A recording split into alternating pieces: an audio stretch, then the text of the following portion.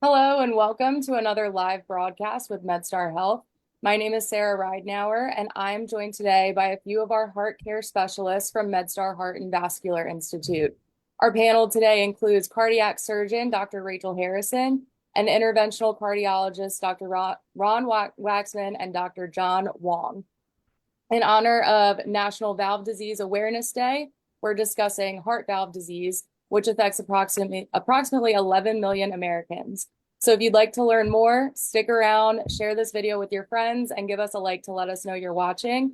And if you have any questions for our experts, you can share those with us in the comments below.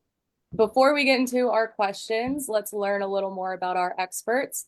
Thank you all for joining us today. We'll start with you, Dr. Harrison. Thanks for having me. I'm Rachel Harrison. I'm a cardiac surgeon here at Union, and alongside my partner, Dr. Brian Bethay, and the team here. Is there anything else you would like to know, or? No, just that's good. That's perfect. Dr. Waxman. You're on mute. Oh, you're on mute. Hello, everybody. I'm Ron Waksman. I'm an interventional cardiologist at the MedStar Washington Hospital Center. Thank you. And Dr. Wang? Hi, thanks for having me. I'm Dr. John Wang. I'm an interventional cardiologist. I'm the director of the cath lab at MedStar Union Memorial Hospital, as well as MedStar Franklin Square Hospital. Great. Well, thank you again for joining us. And let's get into our questions now. Dr. Waxman, we'll start with the basics. Can you explain the function of the valves in our heart? So in our heart, we do have 4 valves, and the valves actually controlling the flow of the blood within the entry to the heart and outside of the heart. Our heart itself is a pump. So the goal of the heart is to move the blood all the way when it enters to the heart, when it comes from the lungs and goes outside of the valve of the heart to supply blood to the entire organs in the body. So those 4 valves are in between the chambers, and each chamber has its own role, but they are important for the functionality of the heart. So they would be able to move the blood when it needs to, when the heart contracts, to allow and enable the blood to be supplying to all the organs in the body. Okay. And now could you explain the difference between mitral valve and the aortic valve? So the mitral valve is a place between the left atrium to the left ventricle. The left ventricle is the main ventricle that pushes the blood outside to the body, and that goes to the aortic valve. So how do you remember that? The aortic is the aortic root, and it comes between the left ventricle to the aorta. So that's where the aortic valve plays. And the mitral is in between the left atrium to the left ventricle, and that supply the blood into the heart. So these are 2. We have 2 other valves that we didn't mention, but these 2 are very important on the left side of the heart. Okay. And what is heart valve disease? So when your valve is faulty, it could be either stenosed because of some calcium deposits or some weakness of the leaflets. Then the valve is not functioning well. Now, that can be resolved by 2 main phenomena. One is stenosis, and the other one we called regurgitation or insufficiency. So the leaflet in the valve, they don't co-opt with each other, and there is actually a hole in which the blood, instead of moving forward, moving some forward and some backward. So the valve doesn't do its job and doesn't allow the blood to go to each chamber or to the aortic root when it's needed to be done. Okay, thank you. And Dr. Wang, speaking of regurgitation and stenosis, what is the difference between the 2? Right. And to add on what Dr. Waxman said, these heart valves in the heart are one-way valves, and they're supposed to allow blood to go through them, and then they're supposed to coapt to make sure the blood doesn't come backwards.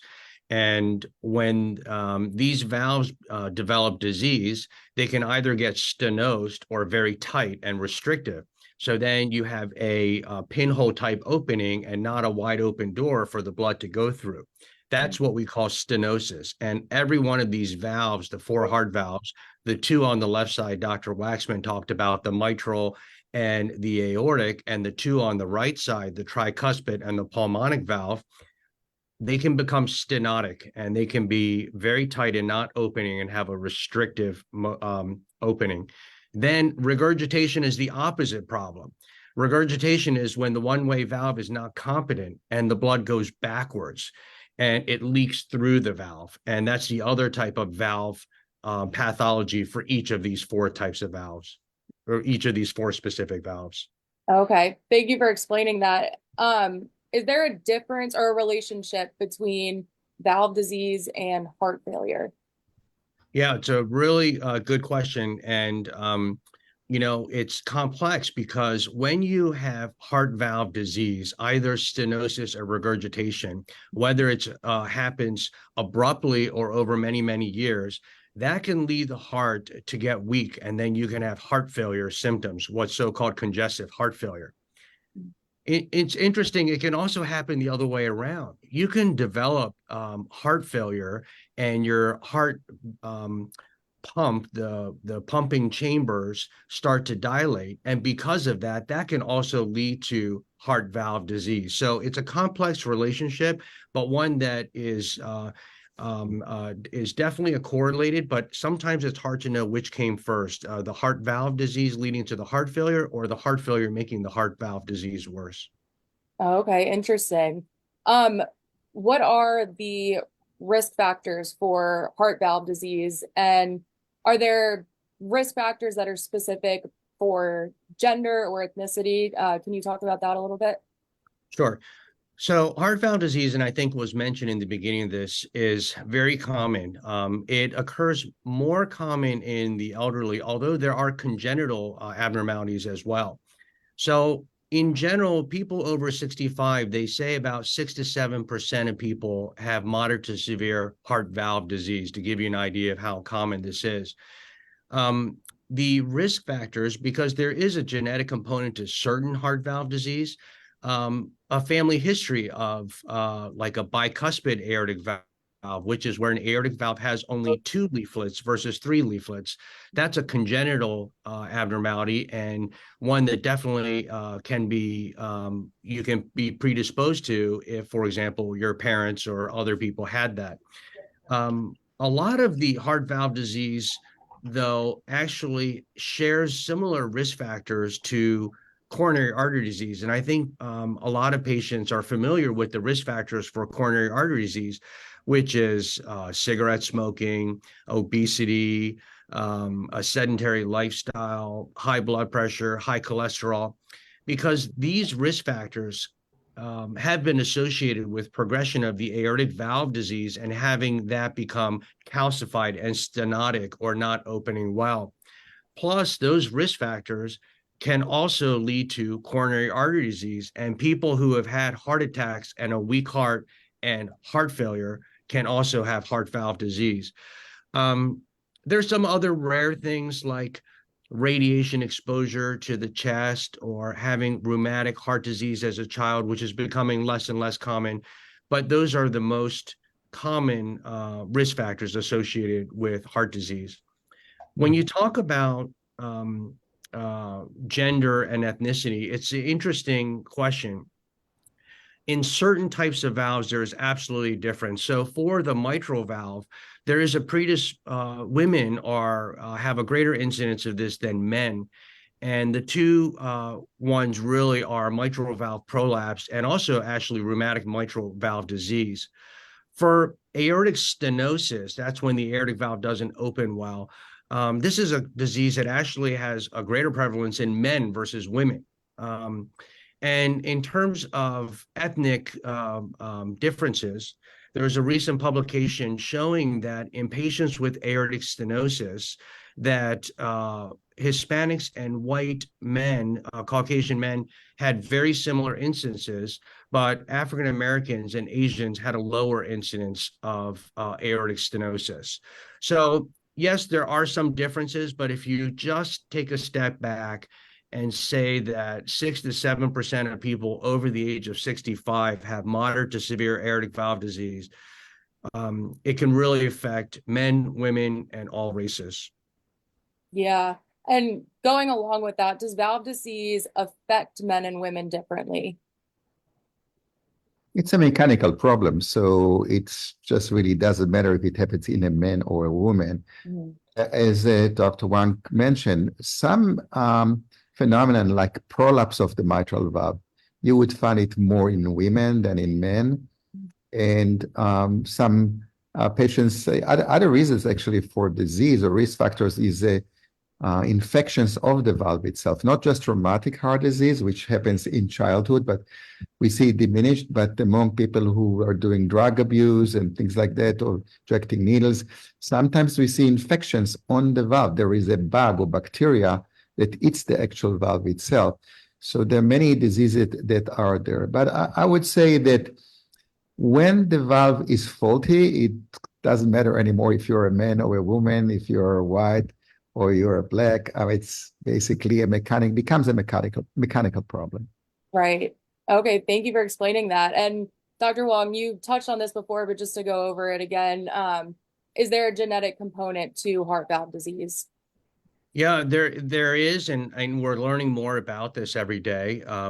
I mentioned bicuspid aortic valve disease. It's probably one of the most common congenital heart abnormalities. It happens in about 1 to 2% of all births in America, and that's when the aortic valve, which normally has 3 leaflets, and so when it opens, is wide open, and there's beautiful laminar flow across the valve. Patients with bicuspid aortic valves only have 2 leaflets. So when it opens, there's a little bit more turbulence of flow. And over many years, that leads to degeneration of that valve sooner. And again, there's a genetic component of that, and it happens about 1 to 2% of people are born with that. Mitral valve prolapse is another one. Again, the prevalence of that, it's about 2 to 3%. And even though I mentioned that for aortic stenosis due to the calcium buildup of the valves and also calcium buildup of the mitral annulus, something you'll hear physicians refer to as MAC, they're identifying genes associated with that as well. So yes, the traditional cardiac risk factors, high blood pressure, high cholesterol, cigarette smoking, sedentary lifestyle, those things are some of the lifestyle modifications we associate with some of the risk factors, but there's definitely a genetic component to this as well. Okay. Thank you for explaining that. Um, my next question, Dr. Harrison, we've touched on this too, but once again, I think it's good to go over. Does heart valve disease affect those of a more advanced age, or can it happen at any age? It depends on the cause of the heart valve disease. Dr. Wong mentioned 6 to 7% over age 65. That number goes up to like 10% over patients over 75 years old. So yes, we do see that the incidence does go up with age. And the thought process there is that there's just more wear and tear on the valve. So if the patient has high blood pressure and there's an abnormality with the valve, whether it's bicuspid or they have abnormal calcification there, and then you have high blood pressure banging against the leaflets, or any kind of trauma like that, or a leaky valve, the same process. This abnormal flow across the structure is going to cause it to degenerate over time, just wear and tear. So yeah, Okay. as patients get older, that's going to become worse. Yeah. And can heart valve disease be prevented? So some lifestyle modifications can reduce the development of heart valve disease. If you have uncontrolled high blood pressure, for example, or if you have untreated coronary artery disease, which is the arteries that supply the muscle of the heart. If you have untreated disease and then your heart degenerates over time, you start to have congestive heart failure, then you're at higher risk for developing, for example, a leaky mitral valve. So if you treat the underlying cause, then you could theoretically prevent the development of that type of valve disease. Whereas for example, aortic stenosis or a tight aortic valve, if you could treat someone's blood pressure, you might prevent the progression of that disease. There are types of valvular disease, such as various congenital abnormalities, that may not be preventable, but you might be able to prevent the progression of, for example, a bicuspid aortic valve. You might be able to prevent the progression of stenosis. Okay. And what are the symptoms of heart valve disease?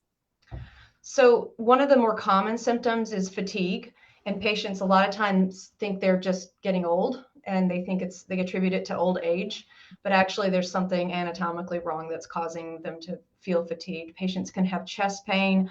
They may or may not have palpitations due to irregular heartbeats, dizziness, low or high blood pressure, depending on which valve disease is present. Some patients may present with shortness of breath. So you can picture in your head, if the blood is leaking backwards through the mitral valve into the left atrium, back into the lungs, it's almost like you're being flooded with blood. And so you can have shortness of breath. On the right side of the heart, there's the tricuspid valve. And so blood, if you have a leaky tricuspid valve, the blood in that situation would back up into the liver and down into the body. You might get leg swelling or abdominal swelling, or you might even have just early satiety, feeling full due to an abnormal tricuspid valve. Okay. And if someone has these symptoms, they come to the doctor. How do physicians diagnose someone with heart valve disease? What tests or studies are done to get this diagnosis? The first test is just the stethoscope, just listening to the patient with your stethoscope, and you might hear a murmur. And then you go down the line of testing that. So an echo, EKG, echocardiogram, that's usually the best way to look at valves, is using the sonogram of the heart. Okay. Thank you for explaining that. I'd like to pause at this time and welcome our viewers again. If you're just joining us, we're talking all about heart valve disease, which affects approximately 11 million Americans. And today is National Valve Disease Awareness Day, so it's the perfect time to speak with a few of our heart care specialists. Today, I'm joined by cardiac surgeon Dr. Rachel Harrison and interventional cardiologist Dr. Ron Waksman and Dr. John Wang. We have more to talk about, so keep watching, give us a like, and share your questions below. Speaking of questions from the audience, we have one that I would like to ask. This is from Mary. She asks, what diagnostics are done to assess degree of mitral valve regurgitation? So I'll take it, Mary. It's an important question because there is mild, moderate, and severe in every valve disease. And I think you want to differentiate these and to know where you're standing there. And I would say that, first of all, history is important. You take the history, but I think we rely mainly today on echo, which is ultrasound of the heart. And ultrasound of the heart is probably the first way to go to get assessment of the severity of the disease of the valve. So I would start with that. And if it gets beyond that, sometimes we have to go to invasive cardiac catheterization. We measure pressures. We measure some other indices, so we get all the information that we need about the valve. But before we go to invasive, I think I would start with the ultrasound of the heart, which is called heart echo. Okay, thank you, Dr. Waxman, and thank you, Mary, for your question. Let's talk about treatments now. Dr. Harrison, does treatment for heart valve disease always require surgery? No, that's the short answer. A lot of patients are out in the community with murmurs and known heart valve abnormalities without significant symptoms, or they might have just moderate disease. Dr. Waksman mentioned mild, moderate, severe. Usually we would operate on someone if they have a severe problem. And that's quantified by the tests that we do. And so we have certain parameters that tell us how severe a valvular abnormality is. When they meet that high level of dysfunction, then we would offer the patient surgery. So if someone out in the community has, for example, moderate aortic stenosis or a moderately tight aortic valve, they might follow with their cardiologists and have routine follow-up sonogram ultrasounds of their heart, echocardiograms of their heart to keep an eye on it. The other situation in which we might operate on someone's valve is if we're in surgery for a different reason. So for example, if someone has coronary artery disease, which is the vessels that feed the muscle of the heart, if they have coronary artery disease and we're in surgery to fix that, and they have a moderately diseased aortic valve, for example, we may go ahead and fix that so that they don't have to come back, because we know that that disease is going to progress over time. We don't know how long it's going to take, but we have good data that guides us and gives us guidelines as to when to do that. And usually with moderate aortic stenosis, for example, or if you're doing surgery for mitral valve and they have a prolapse leaflet and you're there for a different surgery, you may go ahead and fix that as well. Okay, and we'll talk about the surgical treatment options a little more in a second, but first, Dr. Waksman, so what are the medical treatment options for valve disease? Yeah, so before I go to the drugs, I would mention one more important criteria is the symptoms of the patient. We usually operate only for symptomatic patients, and some of the guidelines tells us the patient has to have not only valve disease, but he has to be symptomatic. Now, in terms of the medications, it depends to what valve disease we are referring to. For most of the mitral valve, we do have diuretics. We do have some other medication that ease on the strain or the pressure of the muscle to contract. So to a certain degree, we can compensate the malfunction of the valve with medications. And all those require some prescription from the doctor. So I'm not going to mention the name, so you go tomorrow to the doctors to ask for those specifically. But each valve has its own treatment. Now, we're basically treating not the valve, we're treating the symptoms. So what are the symptoms? We mentioned before, I think Dr. Wang was mentioning, heart failure, for example. So you have many reasons for heart failure, but if it's related to the valve or not necessarily, sometimes the medication would be the same. So we have to make sure that we are addressing the totality issues that the patient have. If the patient has, for example, high blood pressure, and you reduce the blood pressure, you may gain also reduction of the symptoms. So the medication are based on several categories, primarily to reduce the water in the lung, which usually you have when you don't have the flow through the valve to the rest of the body. And these are diuretics, and some medication that reduce the afterload or the preload of the heart when it's addressing how much blood it gets, and also to relax the muscle or to even contract it more. So it really depends on which valve disease we are dealing with. Right. Okay. And back to you, Dr. Harrison. Can you talk about the surgical treatment options for heart valve disease? So there's a wide range of surgical treatment options that we have to offer, from extremely minimally invasive, which would be through a small puncture wound in a patient's groin, and we can replace their valve through that tiny little incision, just a puncture wound through their groin, to all the way to open heart surgery through the chest. And in between, we can do valve replacements and repairs via robotic assisted or minimally invasive incisions where we go in between the ribs to replace or repair. In terms of the valves itself, there are different techniques, and I'll just keep it very general. We can replace valves, which is usually what we'll do in the situation of an aortic valve, or we can repair valves. So sometimes mitral valves are leaky, but the leaflets themselves are okay. And so rather than putting too much extra hardware in the patient, we can just put a ring around the outside of the valve, and that will bring the leaflets together, and that facilitates the mitigation of the leakiness of the mitral valve. So there's a wide range of all in between there of different techniques that we can do, and all the way from a small puncture wound to a large incision. Okay, thank you for explaining that. Dr. Wang, what is the TAVR procedure and who is a good candidate for that procedure? So TAVR stands for transcatheter aortic valve replacement, and it is a remarkable procedure, FDA approved just over a decade ago in 2012. It is a way to replace the aortic valve without major open heart surgery. Like Dr. Harrison mentioned, it's actually done through a catheter. The catheter is about the size of a number 2 pencil. It goes into the femoral artery in the groin. We go up across the diseased aortic valve and cross it first with a wire.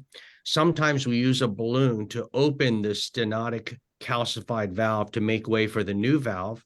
And depending on the valve we use, it's either implanted by expanding a balloon with the valve mounted on a stent, or it's self-expanding stent where we turn some dials and unsheath the stent and the stent expands, and it does not take out the old valve. It uses the old valve as an anchor to hold on to the new valve.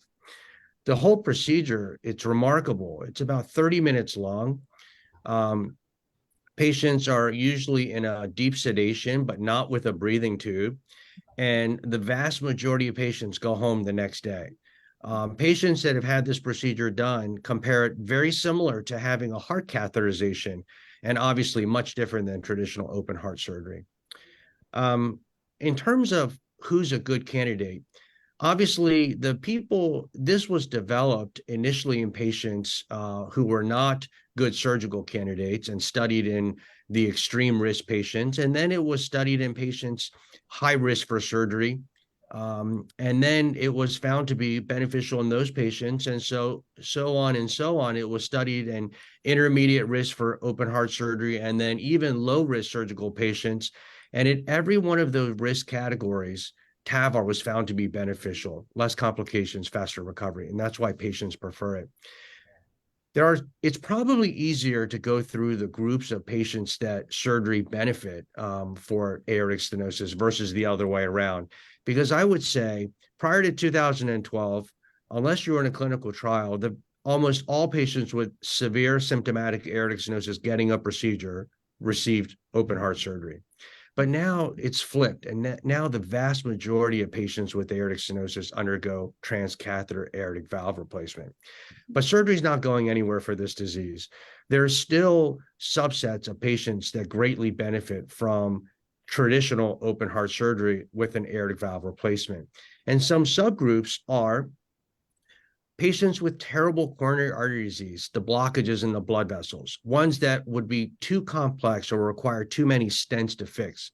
Sometimes when patients have such bad coronary disease and they have severe aortic stenosis and they're an acceptable surgical candidate, the best thing is to go to surgery and fix it all. Okay, that is the best thing for the patient.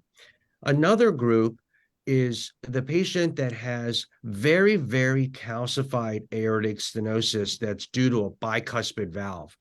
Now, we can treat bicuspid valves with a catheter-based procedure very successfully. However, there are groups of patients with bicuspid aortic stenosis that also develop what we call an aortopathy, where their ascending aorta dilates. And if that dilates too large, it can lead to a dissection, which can be catastrophic. So the advantages of open heart surgery in that patient population is that not only can the surgeons replace the valve surgically, but then they can also repair that ascending aorta and cinch it down to make sure it doesn't continue to dilate. Sometimes that involves even replacing the aortic arch itself. So those two groups, we also deal with patients that are extremely young. So patients, because of bicuspid or even other congenital anomalies, or like Dr. Waksman alluded to, infective endocarditis from drug use or poor dental hygiene, where an infection eats away at the heart valve, and these people can present very young. If that patients in their 40s and 50s need a heart valve, those patients we strongly consider surgery for, and even would consider, if they're in their 40s and potentially 50s, to put in a mechanical valve, because mechanical valves, as long as patients are able to take their blood thinners, those should last a lifetime. The bioprosthetic valves, the tissue valves the surgeons put in, and the TAVR valves that we put in through the catheter-based procedure, we hope gets 10 to 15 years, depending on the age of the patient. There are a lot of factors. Clearly, there are going to be valves that last less long than that, the valves that last longer than that. So one of the concepts we always talk about, and when we evaluate every patient, when it comes time to replacing their valve, is what's their lifetime management? Is this patient only going to need one heart valve? Are they going to need two heart valves? And in the very, very rare circumstances, maybe they're going to live so long and they develop their disease at such a young age that they may need three heart valves. And so this is where it's really helpful to have a multidisciplinary approach with your cardiac surgeons, your interventional cardiologists, your heart failure doctors, the patient's primary cardiologists, et cetera, to discuss each patient, because they are unique. And although the vast majority of aortic valve disease stenosis is treated by TAVR, by no means is that the right solution for all patients with aortic stenosis. Right. And you mentioned one of the, I guess, benefits or pluses of this TAVR procedure is quick recovery time. So post-procedure, what is recovery like? Do you need to take certain medications afterwards, have follow-ups? Can you go over that? Sure. So after this procedure, we put a couple of internal stitches in the artery, what we call purse string sutures. So when we take that catheter out, that's the size of a number 2 pencil, we cinch down these sutures so there's no bleeding when we're done. Patients do have to lay flat for an hour or two afterwards, but usually by that afternoon, they're up in a chair and walking around. They're on a regular telemetry floor on a monitor. And sometimes with both transcatheter aortic valve replacement as well as surgery, patients can have heart rhythm issues where their heart rate can go too slow, or they can have something called heart block. If there's concern of that, sometimes we'll observe patients for an extra day or two in the hospital to see if their own heart rhythm recovers. A small percentage of patients that get aortic valve replacement, about 5%, need to have a permanent pacemaker placed. But if there's no concern of that and the patients have no rhythm disturbances, I would say 85% of the patients go home the next morning. And the only real restriction is no heavy lifting for a day or two, because we want the groin to heal. In terms of follow-up, the main follow-up for these patients is they come back at 30 days where we do another ultrasound of the heart, or what we call an echocardiogram, to get a baseline function of the valve. And then they follow up with their regular cardiologist.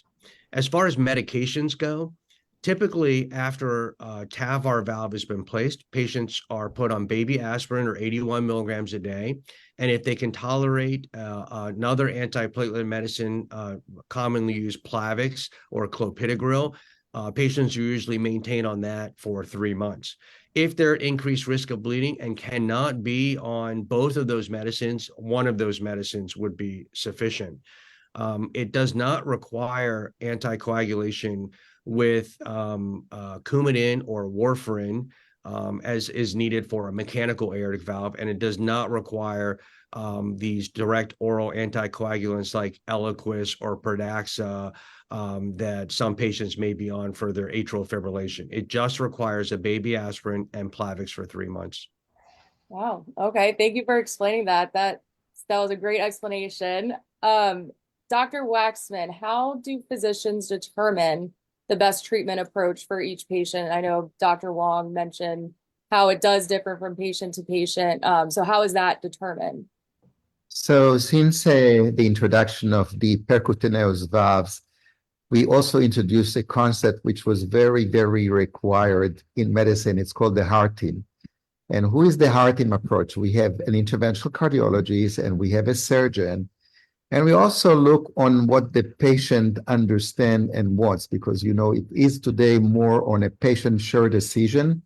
We can give him the option. So we're looking at all the evaluation, CT of the legs, CT of the heart, the type of the disease of the valve, the age of the patient. All the factors comes together, assembled together, And then the heart team decides what's the best for the patient. It could be surgery, mean open heart. It could be percutaneous approach. It could be that no matter what, both of those are good approaches. So with that, I think after that, we are talking to the family and to the patient. It depends also on the age of the patient, because we don't know what's the longevity of those percutaneous valves. We know they hold nicely to 10 years. But if you treat someone who is in early 60s and he wants to live to 100, he may need few valves. He needs to know that there are some other options. So there is a team. In the team itself, we also sometimes assisted by a imager expert that explain us better what you're seeing on CT and what you're seeing on echo. But the goal is to find and to tailor the best therapy for the patient based on all those confounding factors. That's great. Thank you. Big team approach, working with all the different doctors, the families, the patient. That's great. Dr. Wang, I'll address these next couple of questions to you, but Dr. Harrison and Dr. Waksman, feel free to chime in as well. Can you talk about some recent advances in treatment for patients with heart valve disease? Sure. I think one of the transformational technologies in our field of interventional cardiology, certainly in the last 2 decades that I've been in practice, has been TAVR, or transcatheter aortic valve replacement. It has revolutionized the way that we treat aortic valve disease. The aortic valve is TAVR has come a long way in this decade. And we are now in the process of developing similar replacement technologies for the mitral valve. And Dr. Waksman had mentioned the mitral valve located between the left atria and the left ventricle, and it is to prevent blood from backing up into the lungs. Equally important valve. And right now, we do not have a great commercially available catheter-based approach to treating mitral valve disease. With regurgitation, when the valve leaks because the two leaflets don't coapt or meet, we do have commercially available devices that can actually clip the two leaflets together to reduce the amount of blood flow going back into the left atria. Those have been very helpful for patients that are not good surgical candidates. But we are in the process of developing and studying new novel heart valves that are also placed through a catheter. And this time, instead of through the artery in the leg, it's actually through the vein. And what these heart valves do is they travel across from the right side of the heart, and we make a small puncture to the left side of the heart into the left atria, and with the catheter develop a valve, place a valve in the mitral location. So these are underway, and the progress has certainly not been as fast as with TAVR. It's a much more complex valve to replace with its own associated issues, and there are many clinical trials. In addition to that, tricuspid valve is gaining a lot of attention, causes patients lots and lots of symptoms with leg swelling and very difficult for their patients, physicians to manage. The tricuspid valve, again, we are studying that clip procedure to actually see if by clipping the leaflets together of the tricuspid valve, we can reduce the regurgitation. And there are also studies looking at replacement technologies with a recent FDA approval of one of these devices.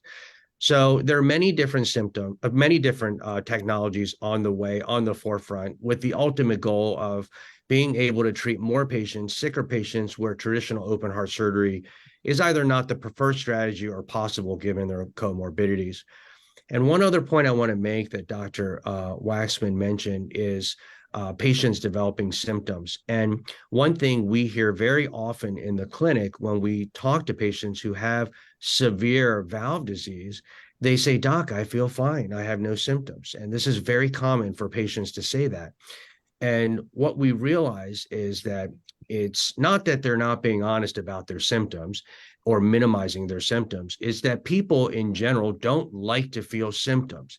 And what's happened is that they ratchet down their physical activity over time. And because the development of valve disease is usually a very insidious process. It takes many, many years. They start doing less and less activity. And if you start talking to these patients, they'll say, well, I used to be able to do my own housekeeping and go grocery shopping or walk up this hill to get the mail. And then you start hearing the stories of how they ratchet things down. And now they're mainly sitting at home watching TV and very sedentary and mainly leave the house to go see doctors. And that's why they're not symptomatic. So I would encourage patients to if they have any of these symptoms we had talked about, to really talk to their physicians about this, because this is a good time in our field where we have many options with incredible medications available for heart failure management. And we have great surgical options and these wonderful catheter-based technologies for patients as well. Thank you. Yeah. Oh, go ahead.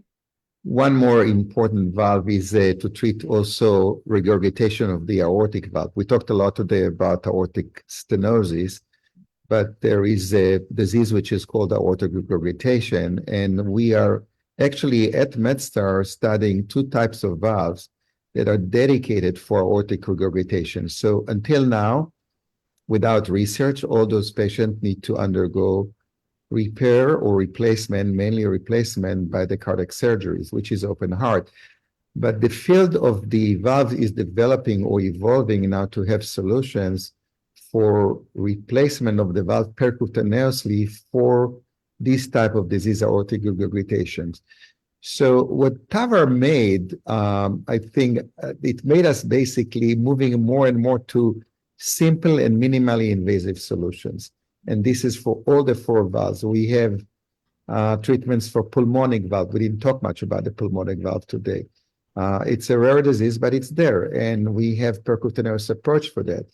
And then the mitral tricuspid, FDA just approved a tricuspid valve replacement for the tricuspid valve. So for patients, if you know that you have a valve disease, you really have to shop around, because even if it's not approved yet, there may be a trial with one of those valves, and you may want to jump into this opportunity.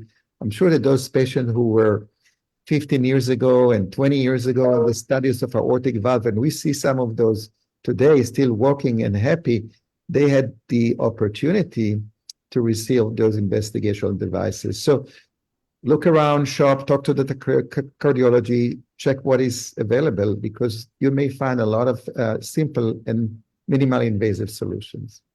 Yeah, that's great. That's great to hear about all the improvements we've made in technology and treatments we have now and on the horizon. That's exciting to hear.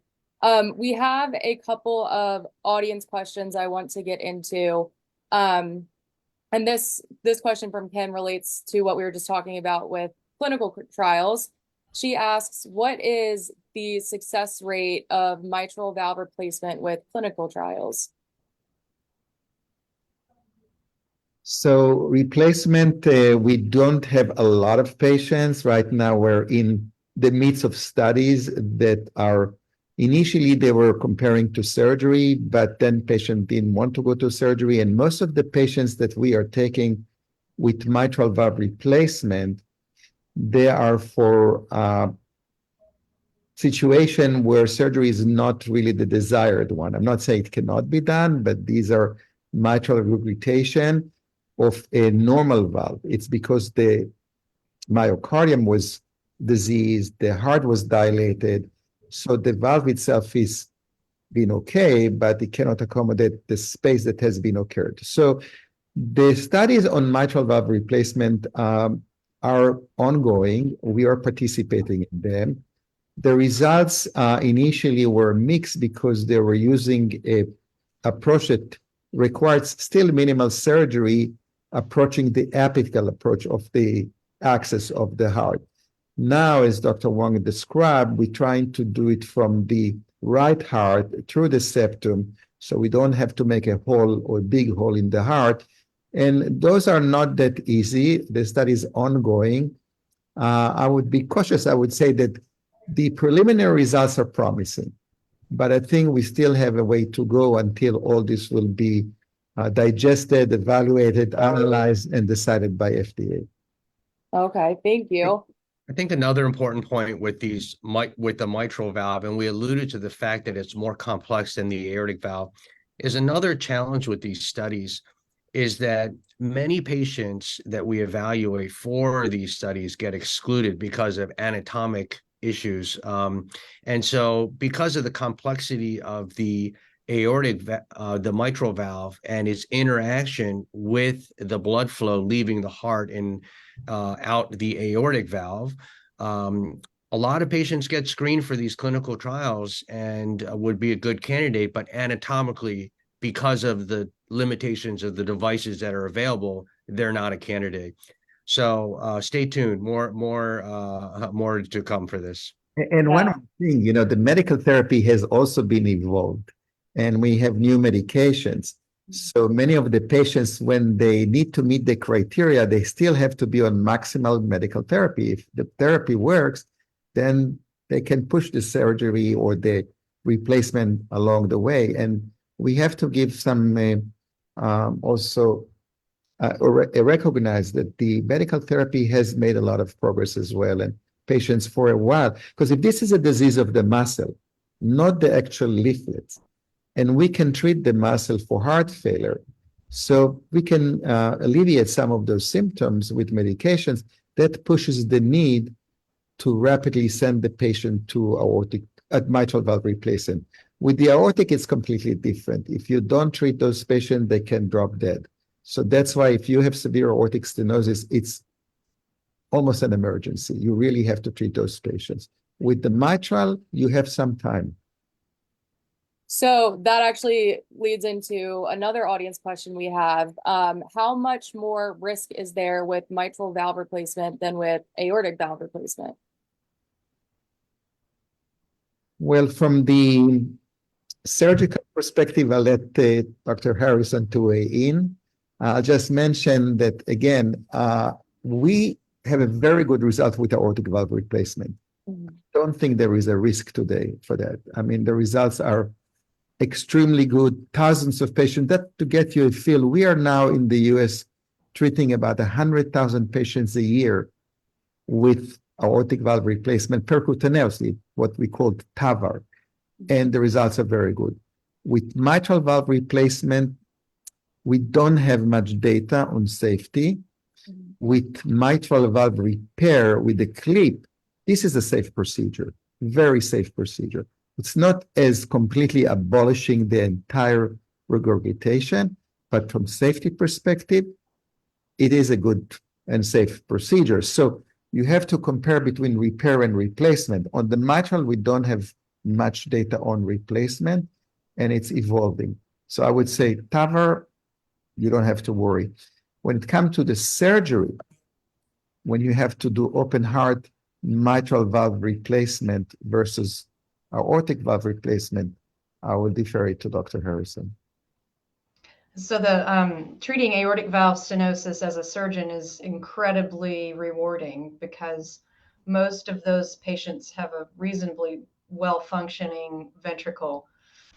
And so when you relieve the pressure, the stenosis or the tight area where the blood has to get through, the ventricle performs even better. In the situation of mitral valve surgery, you have usually a weaker heart and you're fixing something anatomic that's preventing the backflow of blood or the buildup of pressure behind the heart.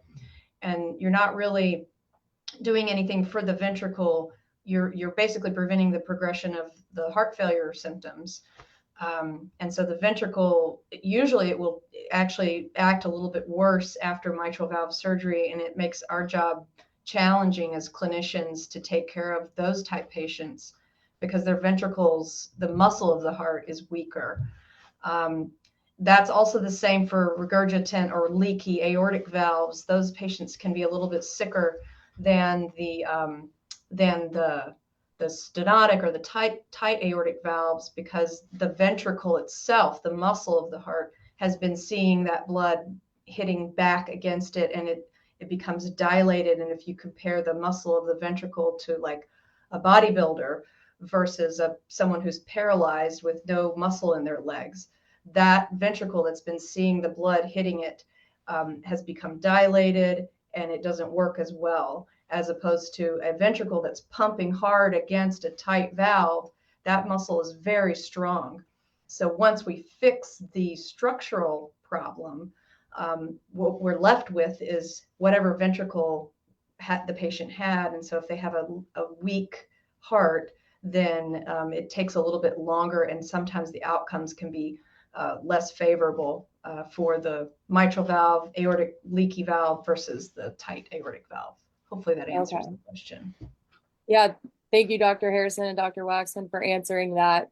We have another question from Kim.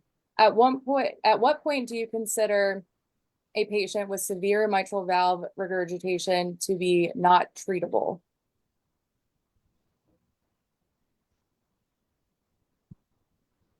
I would say that it has to be looked at the totality of the patient well-being. If you have a patient who is frail on dialysis,